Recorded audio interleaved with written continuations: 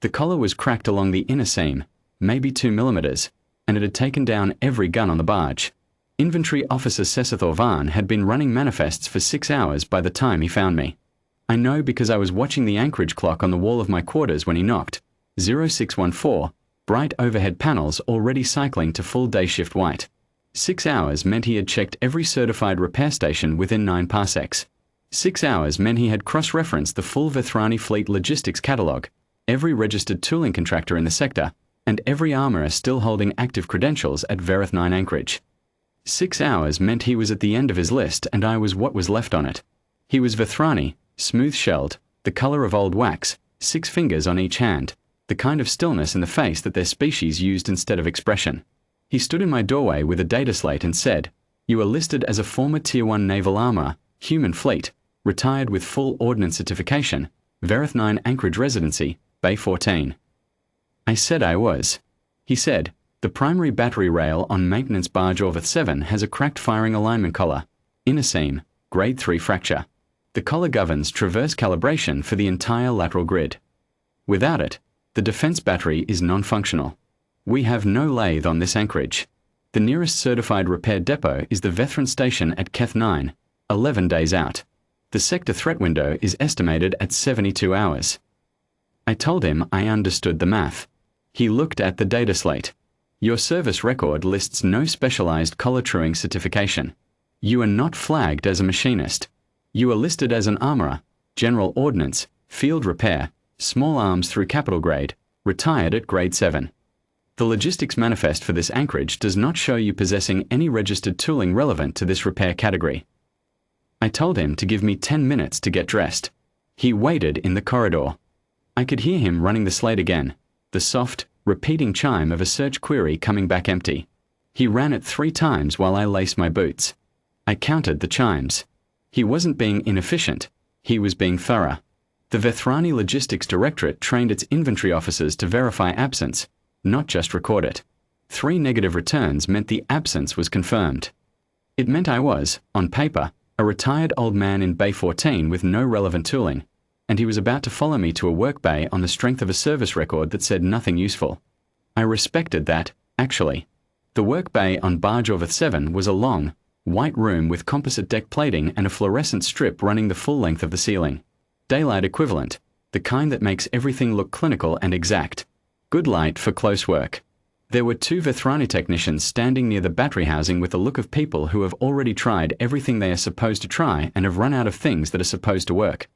The collar was laid out on a work mat beside the housing, grey-black metal, the crack visible as a bright line along the inner seam, maybe 4 centimeters long. I crouched down and picked it up. The fracture was clean.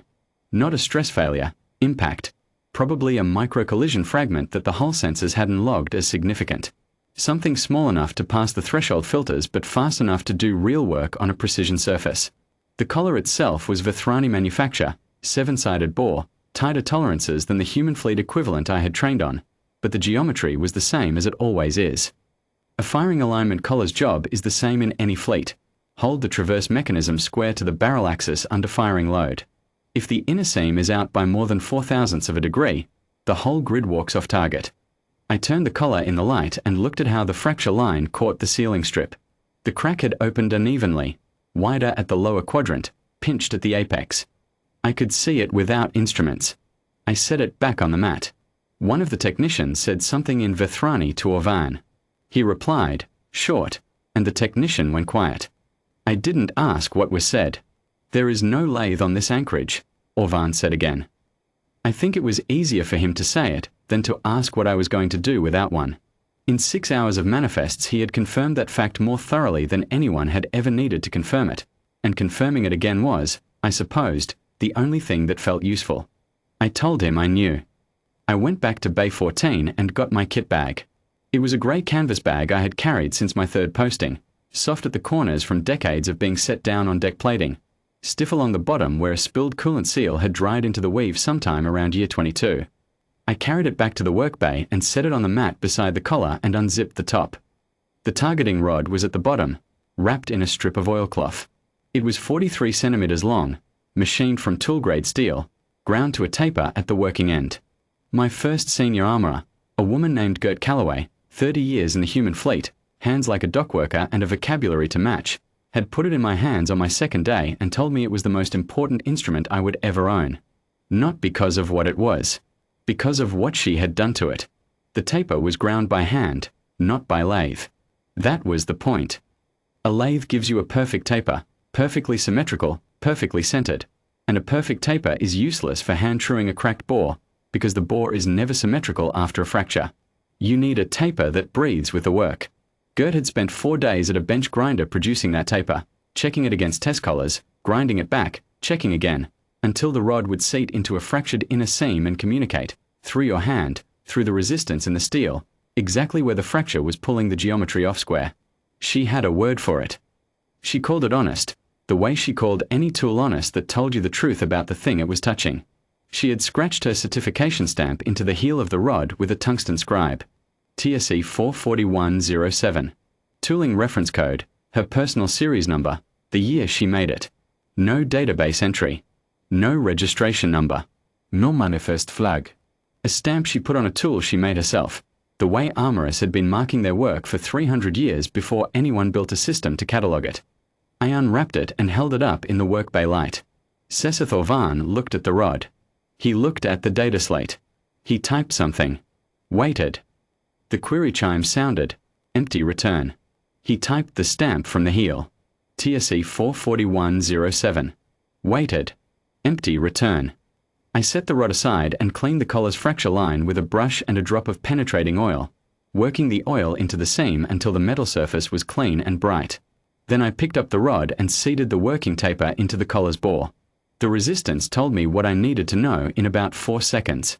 The fracture had pulled the seam open by 6 thousandths along the lower quadrant and pinched it by 3 thousandths at the apex. Not symmetric, not even close.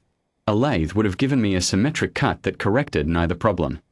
I needed to work the seam in 2 stages. Open the lower quadrant first, let the metal breathe back toward center, then address the apex. This was the part Gert had taken the longest to teach me.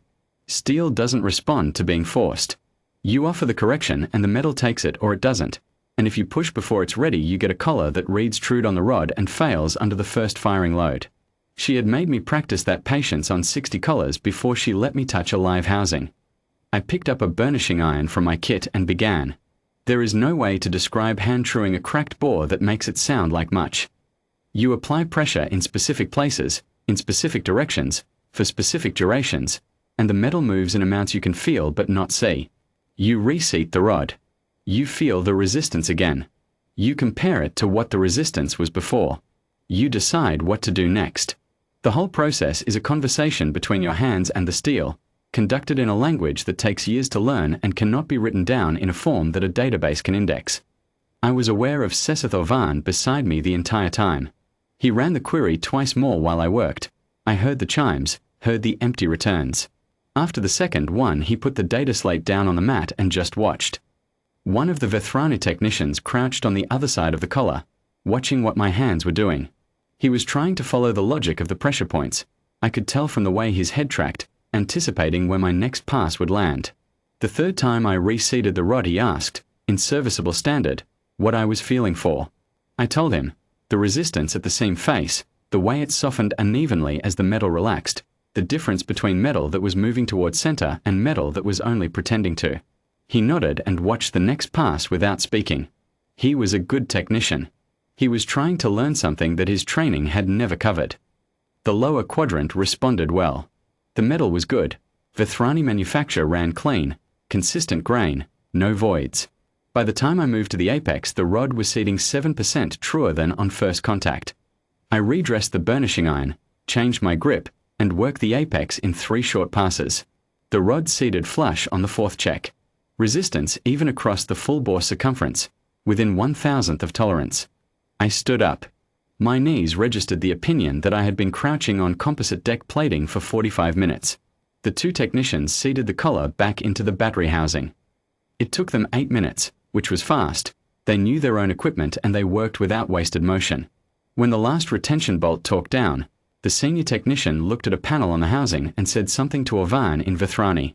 Orvan said, "Traverse calibration is reading nominal. All lateral grid stations are coming online." He paused. The defense battery is functional. I wiped the targeting rod on my sleeve and started rewrapping it in the oilcloth. Wait, Orvan said. I waited. He picked up the data slate. I need to log the tooling used in this repair for the maintenance record. What is the certification registration number for that instrument? I read him the stamp from the heel. TRC-441-07. He typed it in. Waited. The query chime sounded. Empty return. He typed it again, carefully this time, watching his fingers. TRC-441-07. Waited. Empty return. He looked up at me. Something moved in the surface of his face. A small adjustment around the eyes that I had learned, over 4 years at Vethrani, was the Vethrani equivalent of a man recalibrating. I told him it was a private mark, made by the armourer who built the tool, about 60 years ago, before the Logistics Directorate's current cataloguing framework existed. It had never been entered into any registration system because the armourer who made it retired before registration was mandatory and died before anyone thought to ask her. He looked at the rod in my hands. It has no entry, he said. I said that was correct. It repaired the collar, he said. I said that was also correct.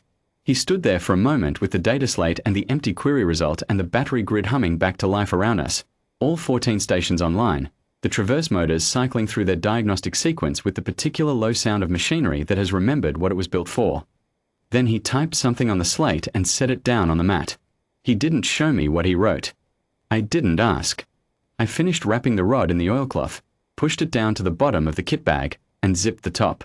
The anchorage clock on the wall of the work bay read 0741. An hour and 27 minutes from Orvan's knock on my door to a fully operational defense battery. 11 days faster than the depot at Keth 9. I picked up the bag and told him that if anything else came up, he knew where Bay 14 was. He said he did. On the way out through the barge corridor, past the tool racks and the parts bins and the idle diagnostic stations, I held the bag a little closer to my side than I usually did. Not for any reason I could name. Old habit, maybe, the kind you carry for 43 years without examining it, the way you carry anything that has never let you down. Gert Calloway had told me, on that second day, that the rod was the most important instrument I would ever own. She had been right about that. She had been right about most things. The stamp on the heel said TRC-441-07, and no database in the sector had an entry for it, and somewhere above us the lateral grid was tracking clean and true. I thought that was probably enough.